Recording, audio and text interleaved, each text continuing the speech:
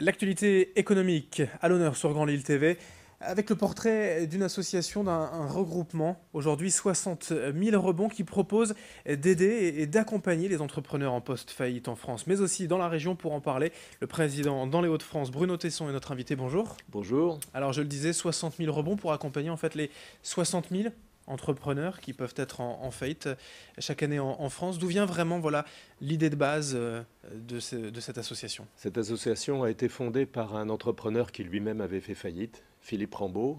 Et en 2012, il s'est rendu compte qu'il n'y avait rien pour aider ceux qui vivent ces situations qui sont dramatiques, avec des difficultés personnelles, des difficultés financières, des difficultés sociales aussi, voire familiales. Et il s'est dit qu'il y avait quelque chose à faire, alors qu'on fait beaucoup de choses en France pour aider la création, la reprise, le développement des entreprises. On a un écosystème entrepreneurial très, très vivant. Il s'est rendu compte qu'il n'y avait rien. Et donc, il a eu l'idée de créer cette association pour aider les personnes dont l'entreprise a été liquidée à se reconstruire, d'abord sur le plan personnel, parce qu'il y a beaucoup de dégâts qui sont faits, et ensuite sur le plan professionnel pour repartir dans la vie. Parce que le chef d'entreprise, finalement, il va parfois seul, trop seul aussi dans l'aventure. Et puis, à la fin, il a engagé aussi, finalement, sa vie privée en partie. Oui. Et ça peut être terrible, vous le disiez, au niveau des conséquences. Ça peut être terrible quand un entrepreneur quitte le tribunal de commerce et que la liquidation de l'entreprise est prononcée. Il perd en même temps, dans la même minute, il perd son emploi, son entreprise, parfois sa maison s'il avait des cautions, parfois son conjoint aussi, dans les semaines qui vont suivre. Enfin, on voit des choses dramatiques. Et moi-même, avant de connaître 60 000 rebonds et de m'y engager, je pense que je n'avais pas une idée de la détresse que génèrent ces situations. Le pire, finalement, c'est de rester seul aussi. Je le disais, c'est de s'isoler, de ne pas parler, de ne pas évoquer Oui, l'échec. parce que c'est un réflexe assez naturel de se recroqueviller sur soi, parce qu'on vit de la honte, on vit de la tristesse, on vit de la rancœur, de la culpabilité. Et quand on vit ça, on a tendance à se refermer sur soi. Or, en France, ce que je dis, c'est qu'on est aidé pour la création. Combien plus il faut être aidé dans ces moments-là qui sont particulièrement difficiles. Parce que c'est vrai que l'échec, le mot en lui-même peut être forcément avoir un a priori négatif Oui, sur l'échec. particulièrement en France. Particulièrement en par France, vous rapport le aux dites, pays en fait, anglo-saxons. aux États-Unis, c'est plus une expérience comme une autre, finalement, un apprentissage. Et c'est le titre de l'entreprise, de l'association 60 000 rebonds. Il faut savoir rebondir. Exactement.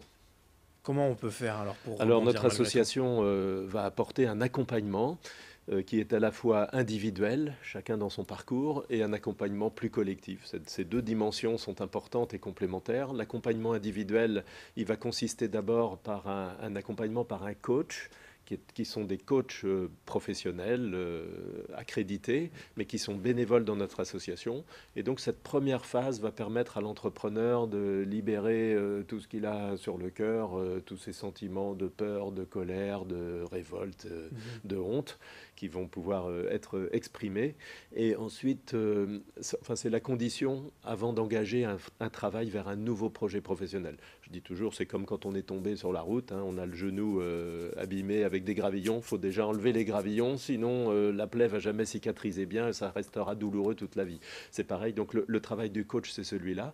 Et quand on sent que l'entrepreneur a retrouvé un peu de confiance en lui, un peu d'énergie et de l'envie, à ce moment-là, il est accompagné par un entrepreneur, un chef d'entreprise, un cadre dirigeant qui va l'aider à retrouver un projet professionnel. Voilà. Donc on a un accompagnement par des coachs, par des parrains et aussi par des experts bénévoles dans notre association pour apporter leur concours sur des sujets un peu plus techniques.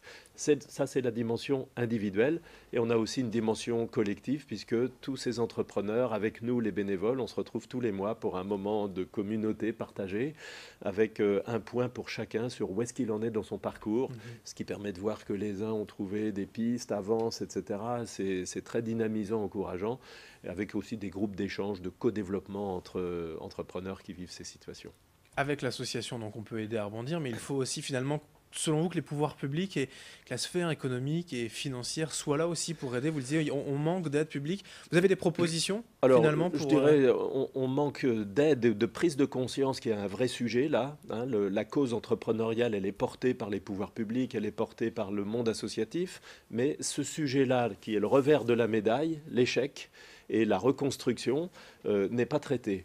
Donc aujourd'hui, Et c'est à qui? À l'État de faire un peu mieux, au service public, ou alors aux non, banques aussi, finalement, oui, alors sans doute d'accompagner un peu mieux? les banques ont des choses à faire, à revoir aussi leur position par rapport à des projets, des personnes qui arrivent avec un projet et accompagner après un premier échec. Il y a des choses à faire, mais on voudrait aussi, ici dans le Nord particulièrement et dans les Hauts-de-France, mobiliser des entreprises qui prennent conscience qu'il y a un sujet et par exemple des entreprises qui peuvent apporter proposer des jobs alimentaires. Vous savez, quand on est entrepreneur, quand on a vécu ces difficultés, et on le disait, on se recroqueville sur soi, et au bout de quelques semaines ou quelques mois, on devient dingue d'être enfermé, de ne pas se lever le matin.